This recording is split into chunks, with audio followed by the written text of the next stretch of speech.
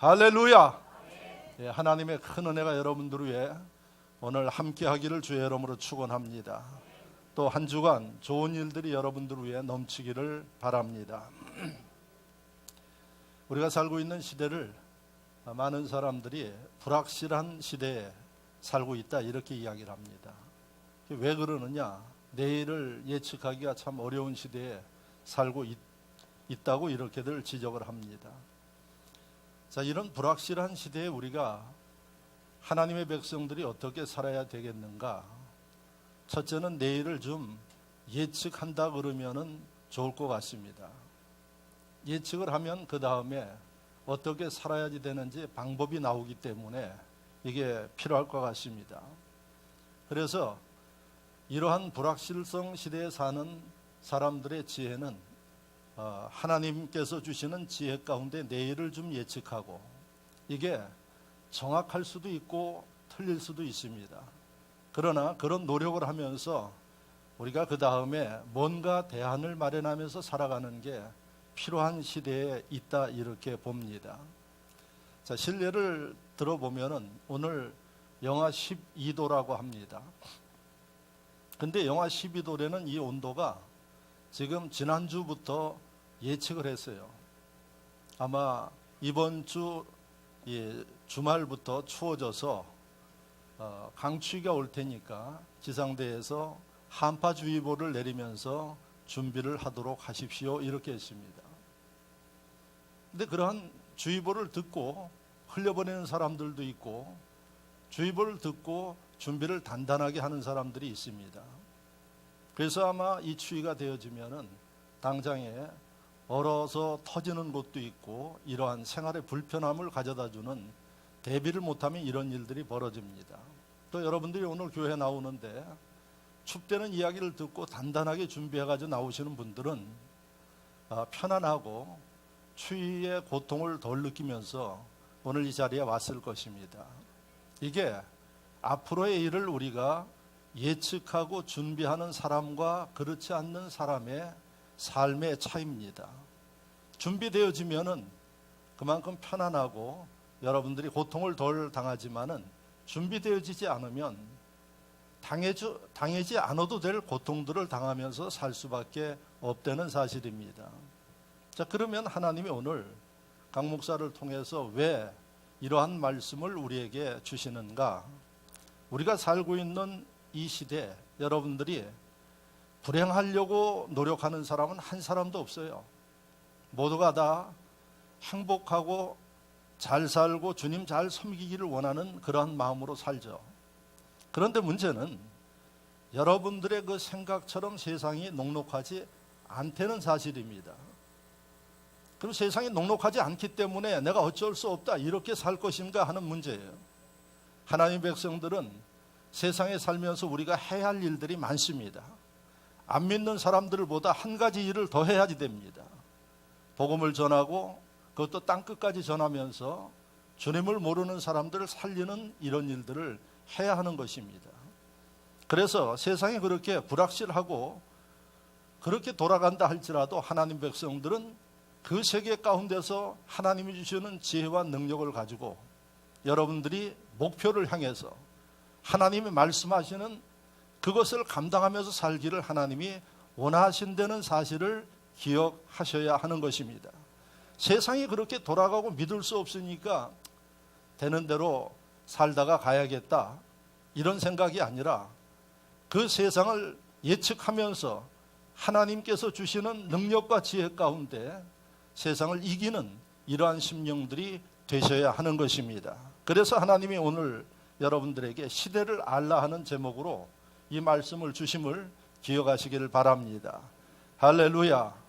춥지만 아멘은 좀 씩씩하게 하십시오. 할렐루야. 시대를 알면서 사는 그런 분들이 되기를 바랍니다.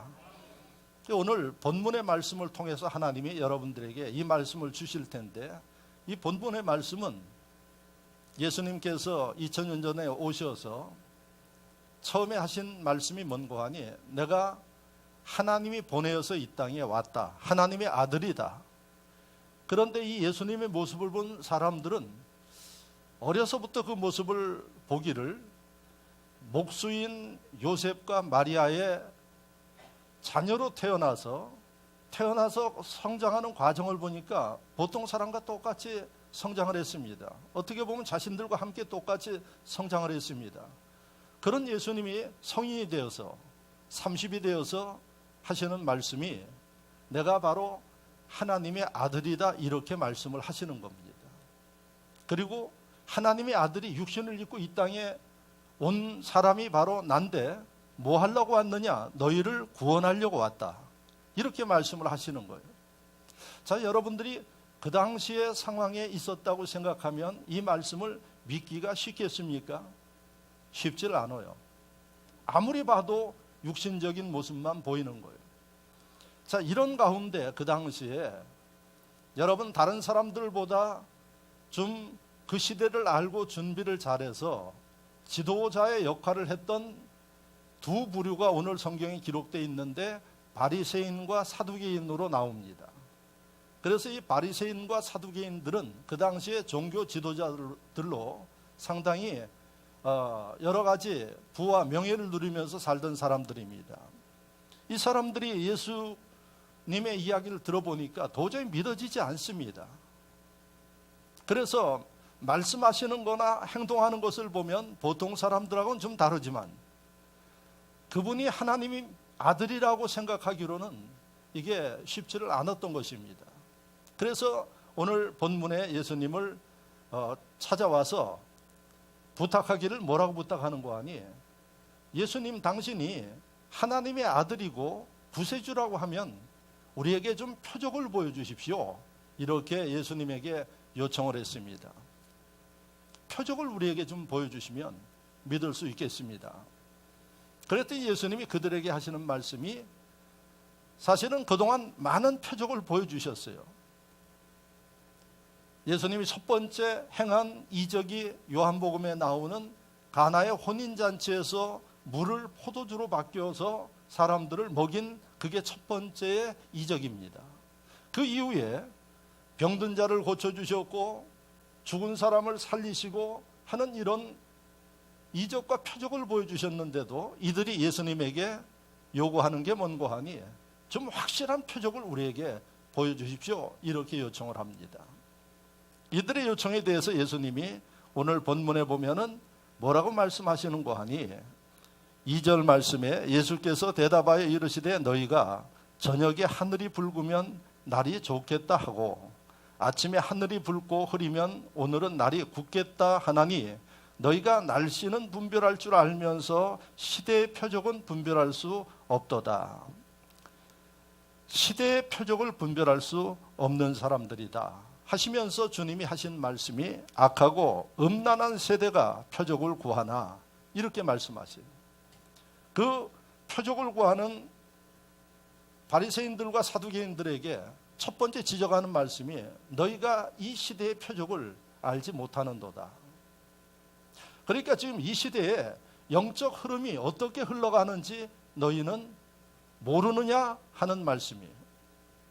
그리고 두 번째 하시는 말씀이 뭔고 하니 너희의 그 행위 자체가 악하고 음란하다, 이렇게 말씀하시면서 내가 너희에게 보여줄 수 있는 것은 요나의 표적밖에 없다, 이렇게 말씀하십니다.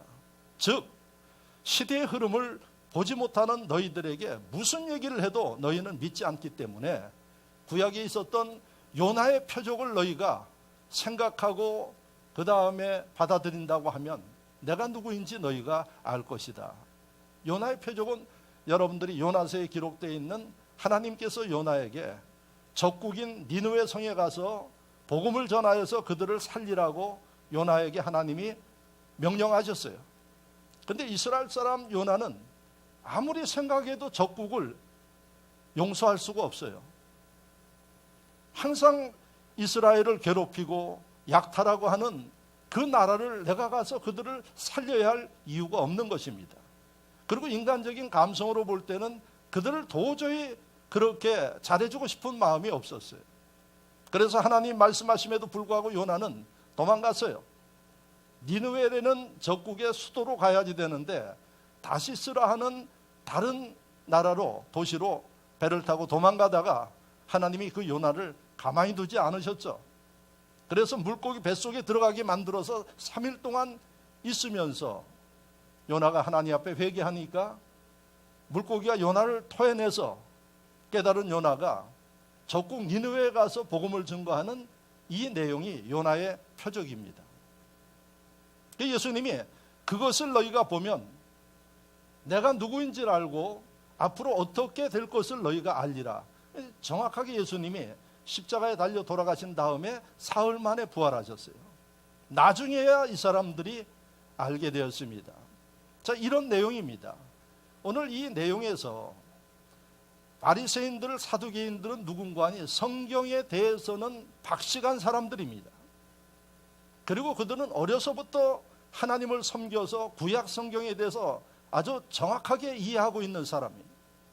그런데 실상 그들이 살고 있는 그 시대에 예수님이 오셔서 눈앞에 계셨음에도 불구하고 예수 그리스도의 진면목을 보지 못하고 육신적인 모습과 환경을 보면서 그들이 예수님을 인정하지 않았던 것입니다.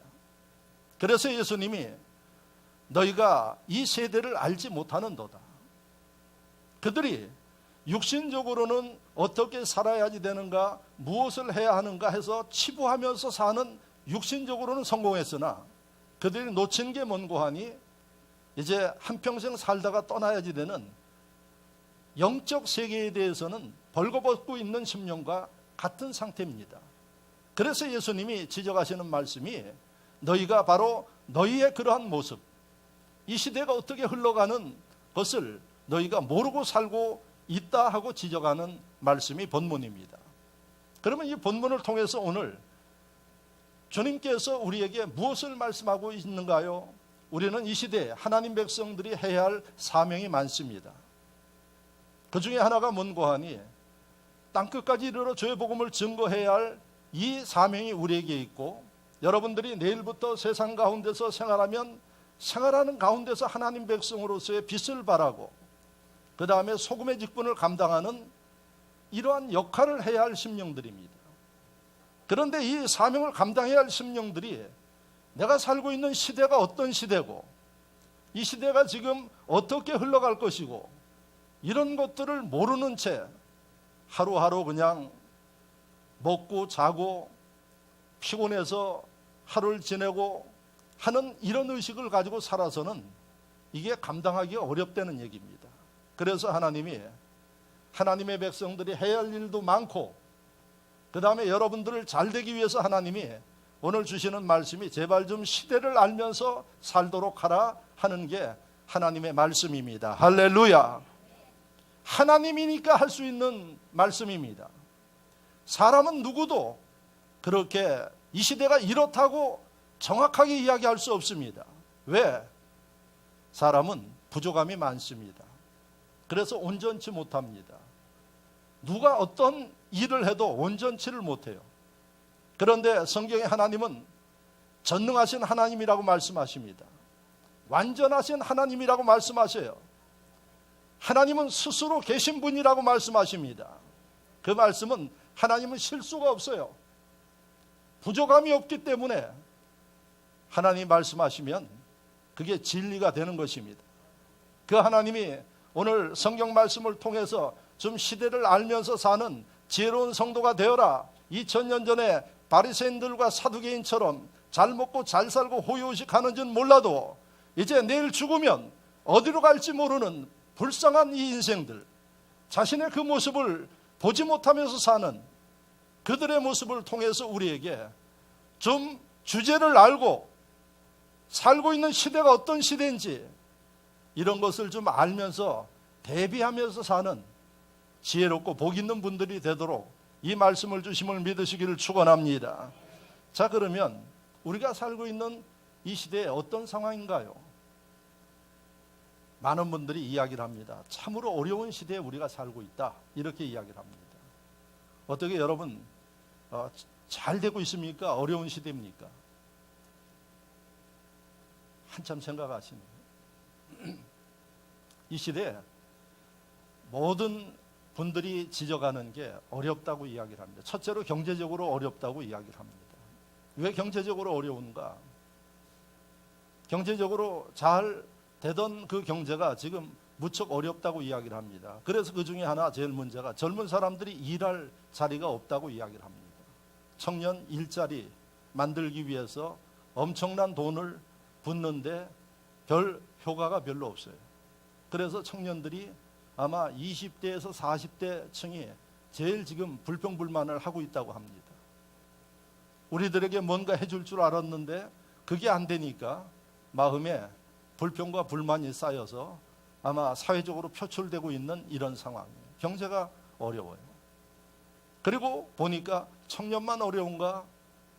중소기업과 소상공인들, 그러니까 소규모로 음식점을 하거나 편의점을 하거나 하는 분들이 어렵대요.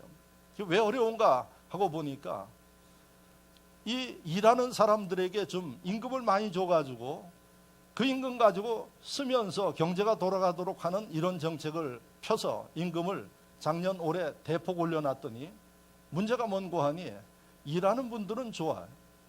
그런데 그 사람들을 고용해서 쓰는 이 조그맣게 사업하는 사람들은 감당이 안 되니까 사람들을 줄이고 그 다음에 여러 가지 불평이 또 거기서 쏟아져 나와요. 그래서 한쪽은 좋은데 한쪽은 또 못 살겠다고 아우성을 치고 있는 게 지금 우리가 살고 있는 이 시대의 경제의 문제입니다.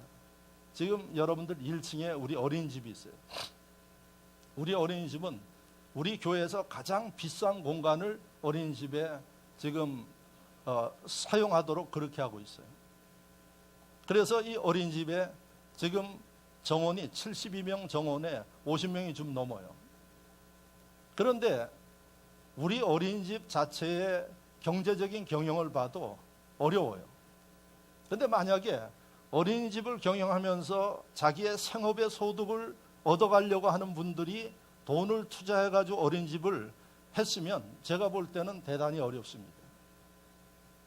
우리는 어린이집에 오히려 도움이 되도록 하고 필요할 때는 지원도 하는데 그런데도 사실은 쉽지를 않습니다. 그러면 이런 얘기 할 거예요. 72명 정원을 다 채우면 되지 않겠나요? 정원을 채우지 못하는 구조가 돼 있어요. 그걸 여기서 제가 다 말씀드릴 수는 없고, 그러니까 우리 어린이집의 상황을 보면은 어려운 요인 중에 하나가 뭔고 하니 인건비가 상당히 많이 지원이 되어져요. 그러면 인건비가 지원이 되어지면 나라에서 나머지 보육비를 올려주든지 이렇게 해서 맞춰도 가야지 되는데 이것은 조금 주면서 이걸 대폭 10몇 프로까지 올린다 그러면 이게 타산이 안 맞는 거예요. 그러니까 저는 소상공인들이 어렵다는 것을 충분히 이해하는 사람이에요. 그리고 한편으로는 다른 사람들은 어떻게 할 것인가 하는 이러한 참 안타까운 마음을 갖고 있는 사람 중에 하나예요. 자, 그런데 그러한 정책을 하는 분들이 잘못하려고 하는 거 절대 아닙니다. 일하는 사람도 잘 살게 하고 모두가 잘 살게 하려고 했는데 문제가 뭔고 하니 완전하지를 않아요. 그렇게 한쪽은 환호하는데 한쪽은 어려워져요. 이게 우리가 살고 있는 현실이라는 겁니다. 절대 그분들이 누구를 잘못하게 그렇게 하려고 하는 거 아니에요. 그게 인간의 한계예요. 이걸 여러분들이 알고 있느냐 하는 얘기예요. 그래서 반대편에서 또 불만해서 하게 되면은 이걸 맞춰주면 또 어딘가 또 문제가 생겨요. 자, 이게 우리의 지금 경제 상황이에요. 이런 속에서 우리가 어떻게 해야지 될 것인가 하는 문제예요. 자, 두 번째 여러분들이 보면은 정치적으로 딱 갈라져서 끊임없이 대립하고 있어요. 통일이라는 거 모두가 다 원할 거예요. 그런데 북한의 김정은이 남한에 내려온 것에 대해서 한쪽에서는 위인이라고 표현하면서 환영하는 쪽도 있고요. 한쪽에서는 사과하지 못하면 오면 안 된다 하고 지금 이 추운 어제 그 영하 11도 되는 거기에 광화문에서 서로 나누어서 죽기 살기로 그렇게 대립되고 있는 게 우리의 현실입니다. 자, 왜 우리는 이렇게 살아야지 되느냐? 아마 모두가 다 통일을 향해 가고 그 다음에 서로 협력하면서 사는 거에 대해서 반대할 사람은 없을 거예요. 그런데 한쪽에서는 지금도 북한에는 수십만 명이 수용소에 갇혀가지고 인권이 없이 굶어 죽어가는 사람들이 있는데 그 지도자에게 위인이라고 표현하면 이건 좀 문제가 있다고 보는 거죠. 뭐 내려와서 서로 통일을 위해서 잘하고 하는 것은 좋아요.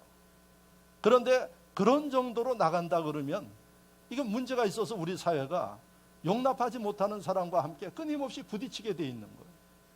왜 우리는 이렇게 살아야지 되느냐 하는 생각을 해요. 좀 더불어서 살 수는 없겠는가 하는 생각을 해요. 그게 지금 먹는 것도 중요하지만은 사회의 불완전한 요소 중에 하나예요. 자, 그렇다면 이런 속에서 우리는 어떻게 해야 되겠는가 하는 생각입니다. 제가 볼 때는 서로 자기의 고집과 생각을 내려놓고 상생하는 이런 길을 찾아야지 되는데 아주 짝 갈라져가지고 원수의 저는 3주 전에 제가 선교지에 성전 건축에 그 상냥 예배가 있어서 그 예배 드리고 세미나 인도하느라고 필리핀에 갔다 왔습니다. 필리핀에 가서 제가 늘 묵는 숙소가 있어요. 그 호텔 프란타라는 호텔에 묵는데 거긴 좀 조용한 그러한 호텔이에요. 그래서 제가 거기에 묵어서 한 하루 지났더니 갑자기 호텔이 시끄러워진 거예요. 그런데 이 로비에 보니까 편말이 써 있기를 베트남 풋볼 선수들, 베트남 풋볼 그렇게 써서 표시로 이렇게 해놨더라고요. 이쪽으로 이용하도록. 그 보니까 제가 느낌에 베트남 축구 대표 선수들이 왔나 보다 이러고 제가 숙소 3층인데 올라가는데 제 방 가기 위해서 도는데 그 숙소 앞에 축구공이 산더미 같이 쌓여 있어요. 보통 축구 선수가 아니에요.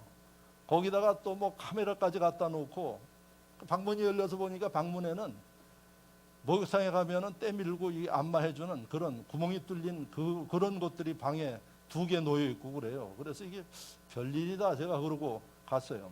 들어갔다가 이제 식사하러 로비에 내려와서 다른 목사님하고 만나서 가야 되는데 제가 먼저 내려와서 있는데 프론트에 한국 사람 같은 2사람이 얼굴은 새카맣고 하여튼 운동복을 입었는데 거기 일하는 자매한테 묻는 거예요.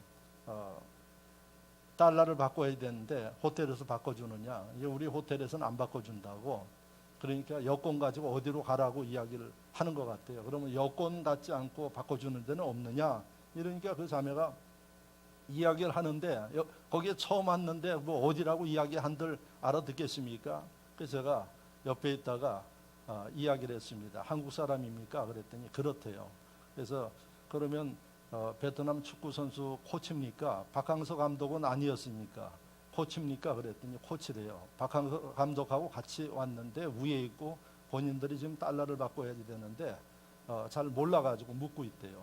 그래서 제가 저희는 이제 늘상 가니까요. 그러면 여권 안 가져와도 지금 호텔에서 택시 잡아달라 그래가지고 택시 기사한테 영어를 못해도 머니 체인지 이야기를 하면 그 택시 기사가 픽업해 줄 거다. 그러면 우리 옛날에 남대문에서 달러 바꾸듯이 그렇게 달러 바꿔주는데 은행보다 조금 더 줘요. 거기가. 그리고 여권이 필요 없어요. 그러니까 거기 가서 하십시오. 그러니까 아주 고맙다 그러고 이제 인사를 했어요. 그러고 보니까 그리고 저는 여기 전지훈련을 왔나 보다 그러고 선교지에서 들어왔어요. 뉴스를 보니까 그 선수들이 필리핀 국가대표하고 축구 시합을 해가지고 아시안의 10개 국가의 이 우승자를 가리는 그걸 위해서 왔대요. 그래서 제가 떠나고 나서 그 다음날 시합을 했는데 2대1로 이겼다고 합니다.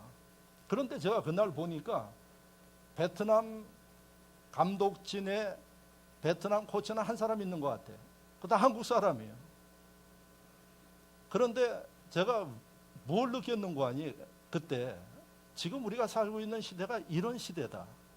베트남 하면 어떤 나라였습니까? 60년대 70년대 베트공 잡자고 죽기 살기로 가서 싸움했던 나라예요.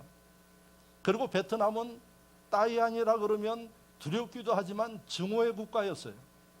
저는 60년대 70년대 한국과 베트남이 하나 되리라고는 생각하지를 못했어요.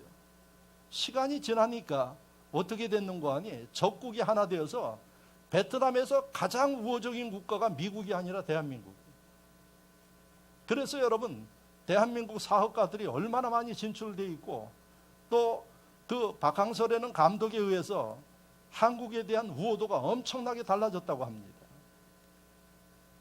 여러분, 이런 시대에 우리가 살고 있어요. 그런데 대한민국은 지금 한복판에서 둘로 갈라져 가지고 완전히 왼수처럼 대립하면서 살고 있는 이런 시대에 우리는 어떻게 살아야 되느냐 하는 문제예요. 이런 사회를 보면서 하나님 백성들은 무슨 생각을 해야 되느냐 하는 문제예요. 저것들 그러니까 알아서 하겠지, 이래야지 됩니까? 하나님 우리에게 사명을 주셨어요. 그 사명이 뭔고 하니 우리가 살고 있는 이 시대에 여러분, 하나님을 알지 못하는 심령들에게 복음을 증거해서 그들이 하나님의 백성 되도록 만들도록 하는 게 우리의 사명이에요.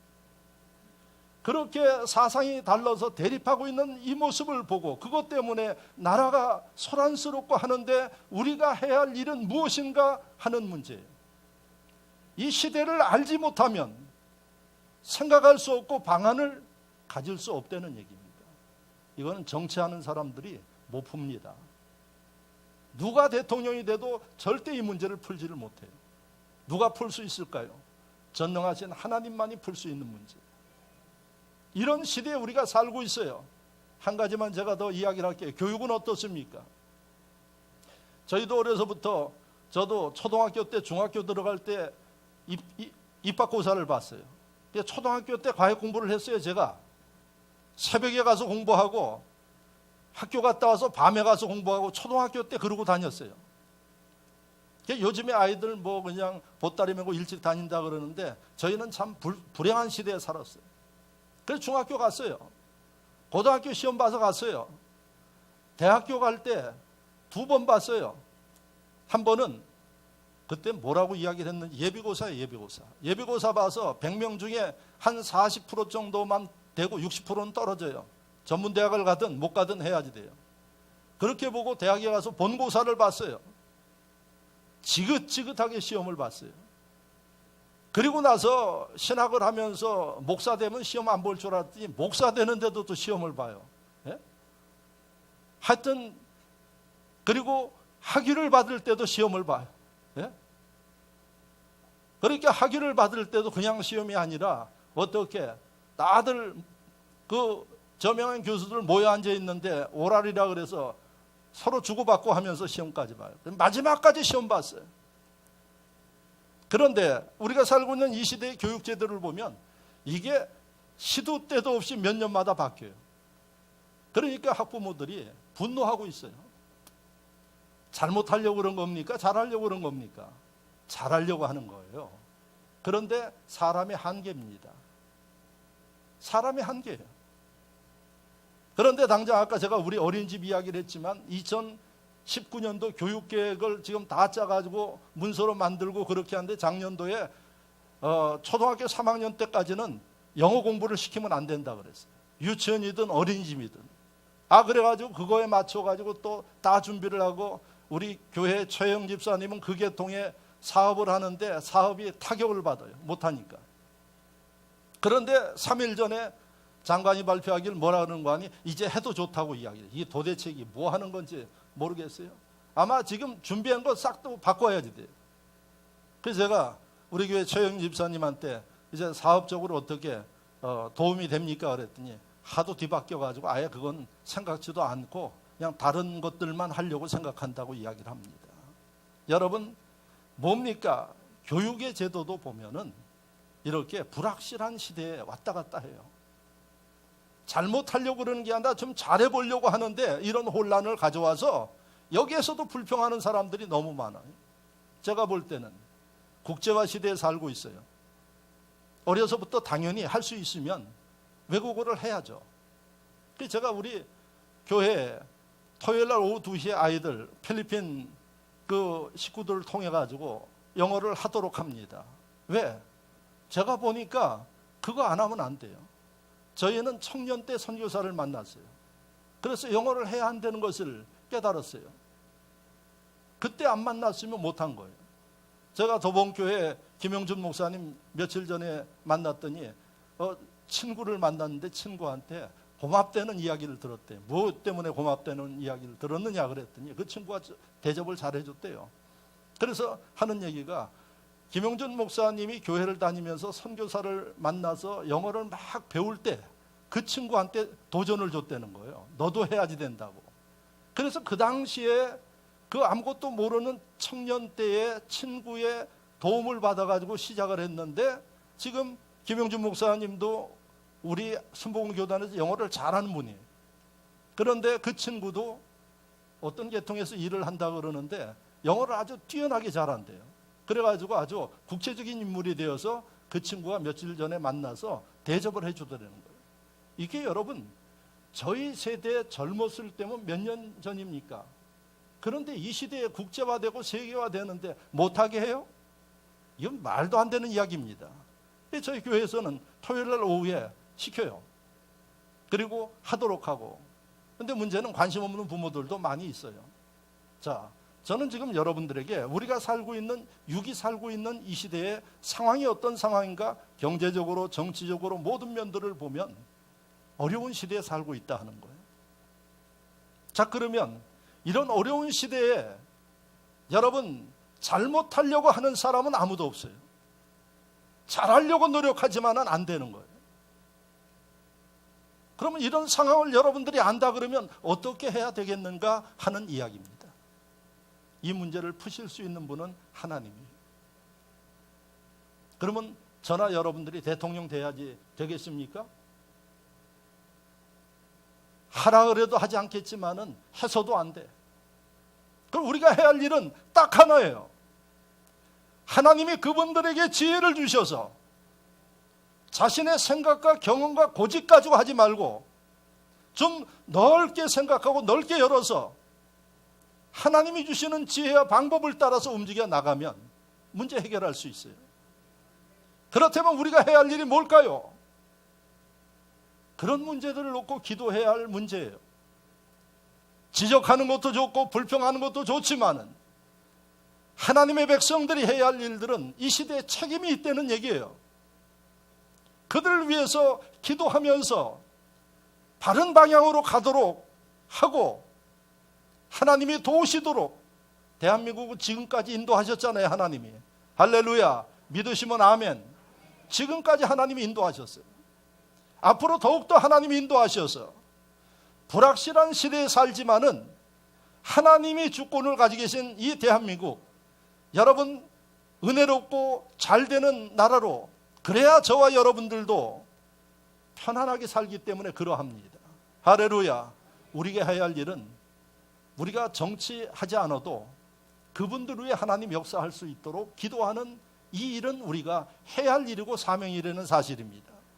이 시대를 아는 심령들은 하지 말라고 그래도 기도한다는 사실입니다. 자, 그러면 두 번째, 아까 예수님이 바리새인들과 사두개인들을 보면서 지적한 게 뭔가 하니 너희는 악하고 음란한 세대라고 지적을 했어요. 그들이 누굽니까? 율법을 잘하는 사람들이에요. 어려서부터 신앙생활을 했어요. 그들이야말로 모태의 신앙이에요. 그런데 그들을 향해서 예수님이 하신 말씀이 악하다고 이야기를 했어요. 그리고 음란하다고 이야기를 했어요. 음란하다는 그 얘기는 하나님을 바라보고 섬겨야 할 심령들이 세상 것들을 바라보고 우상 섬기는 이걸 보고 이야기를 한 거예요. 그러니까 여러분들이 하나님을 섬겨야 할 심령들이 하나님 중심으로 서지 못하고 세속화되어 있거나 세상 것들에 마음 뺏겨서 하나님 섬기는 일들에 등한히 하는 일들은 음란한 세대예요. 그래서 여러분 그들에게 예수님이 지적한 게 뭔가 하니 너희를 모르고 있다는 얘기예요. 거룩한 채 하고 백성들에게 영적으로 지도자 노릇을 하고 있지만은 너희 스스로가 잘못됐다는 얘기입니다. 이 말씀을 왜 우리에게 있게 하실까요? 하나님이. 이 시대에 하나님 백성들 들으라는 얘기입니다. 목사를 비롯해서 여러분들 악하고 음란한 세대가 아닌가 자신을 돌이켜보라는 말씀입니다. 할렐루야. 아까 우리가 해야 할 사명이 뭔고 하니 지금 살고 있는 이 시대, 이 나라를 위해서, 세계를 위해서 기도해야 할 사명이 우리에게 있는데 너희는 무엇하고 있느냐 하는 얘기예요. 여러분들이 하나님의 이 말씀을 들으면서 내가 죄인입니다 회개하지 못하고 여러분 기도의 게으름을 부리고 한다 그러면 틀림없이 나중에 여러분 하나님 앞에서 여러분들이 책망받을 소리가 이 이야기일 겁니다. 그래서 여러분들이 이 시대를 보면서 자신의 모습을 볼 수 있기를 주의 이름으로 축원합니다. 이 시대가 악하고 음란한 시대이기 때문에 오늘 이 말씀을 읽게 하고 이 말씀을 통해서 듣게 한다는 사실을 믿으시기를 축원합니다. 저는 그래도 목사님 그렇게는 안 하는데요. 기도도 하고 거룩하게 살려고 노력을 하는데요. 여러분 제가 학교에 있기 때문에 학자들의 그 발표하는 보고서나 논문을 보면 지금 대한민국의 기독교 크리스찬들이 심각한 상황입니다. 예수 믿는 사람들이 얼마나 될까요? 그전에는 막 부풀려서 1200만까지 이야기를 했는데 800만 정도 되는 것으로 봐요. 800만. 목사님들이 뻥튀기 해가지고 1000만 이야기를 하는데 1000만은 안 되고 한 800만. 앞으로 이대로 주제를 모르고 나가면 어느 정도로 줄을 것으로 보는 거 아니 500만 정도 될 것으로 봐요. 그게 지금 신학자들이 예측하는 겁니다. 그런데 지금 우리가 한 800만 되는데 지금 내가 크리스찬입니다 하면서 교회 잘 안 나가는 사람들이 얼마나 되는 거 아니 200만 정도 된다 그래요. 1년에 어쩌다 한 번씩 나가는 사람들 이 200만. 3년 전에 그들을 100만 정도로 봤어요. 그런데 3년 만에 100만이 늘어서 200만이에요. 그래서 학자들이 그들을 뭐라고 이야기를 하는 거 아니 가나안 교인 이렇게 이야기를 합니다. 그랬더니 어느 분이 가나안 교인 훌륭하네요. 가나안에 살 정도 교인이면요 천만에요. 왜 가나안 교인이라 그랬는 거 아니 안 나가 교인이에요. 가나안을 뒤집어서 이야기를 하면 안 나가예요. 교회 안 나가는 교인들, 그 교인들을 가나안 교인이라고 이야기를 합니다. 이게 지금 여러분들이 살고 있는 시대의 영적인 상황이에요. 이걸 알고 있느냐 하는 이야기입니다. 그래서 왜 안 나가십니까 하고 물었더니 교회 나가니까 은혜가 안 되고 교회 나가서 덕이 안 돼가지고 자기는 아예 교회 나가지 않고 그 다음에 홀로 그렇게 신앙생활을 하겠다고 이야기를 합니다. 그걸 어떻게 보면은 자랑스럽게 이야기를 해요. 그리고 이 시대에 그런 이 신앙의 특성이 아름답다고 보는 분들이 200만이에요. 근데 여러분 제가 아마 다음 주 정도에 설교할 것 같은데 하나님의 백성들이 가져야 할 3가지의 신앙의 양식이 있어요. 그 중에 하나가 뭔고 하니 예수님이 2000년 전에 분명히 말씀하셨어요. 너희가 내 제자가 되려면 어떻게 하고 자기를 부인하고 그리고 자기 십자가를 지고 따르라 그랬어요. 그러면 교회 안에 문제 있을 수 있어요. 마음에 안 드는 사람도 있어요. 그러면 그것 때문에 내가 교회 다니는 것을 포기하고 내 스스로 신앙생활한다? 하나님의 말씀에 안 맞는 거예요. 십자가를 지어야죠. 자기를 내려놔야죠. 아유 도대체 은혜가 안 돼서 안 되겠습니다. 주님은 뭐라고 말씀하시나요? 원수를 사랑하라고 말씀하죠. 그렇다고 그런 일을 하는 분들이 잘했다는 얘기가 아니에요. 내가 진정한 크리스찬이라 그러면 그런 모습을 내게 보이게 하신 하나님의 뜻이 뭔고 하니 그 문제를 놓고 기도하고 네 자신을 성찰하면서 바르게 쓰고 그런 상황 속에 제대로 된 그리스도인들의 모습을 보이라. 이게 하나님의 뜻입니다. 그런데 어떻게 합니까? 회피하는 거예요. 십자가 지는 것을 여러분 피하는 것입니다. 우리가 살고 있는 이런 시대에 우리가 해야 할 일이 무엇이겠어요, 여러분? 남을 탓하고 그래서 내가 이렇게 하고가 아니라 여러분 하나님이 원하시는 것은 자기 성찰입니다. 이런 시대를 보면 시대가 잘못돼서 그렇고 남이 잘못돼서 그런 게 아니라 내가 죄인입니다 하는 이 자세를 갖는 것이 필요하다는 것을 하나님은 바리새인들과 사두개인들을 통해서 우리에게 지적하고 있다는 사실을 기억하시기를 축원합니다. 피해서도 안 돼요. 여러분 기독교는 다른 종교는 피해서 산으로 가지만은 기독교는 핍박이 있고 어려움이 있을수록 자기 자리를 지키면서 그 어려움을 돌파하는 게 기독교예요. 이게 2000년 기독교 역사예요. 그래서 많은 사람이 죽었어요. 왜? 핍박받아서. 회피하면 살 수 있지만 회피하지 않았어요. 예수님 십자가에 달려 돌아가셨어요. 십자가 지는 정신이에요.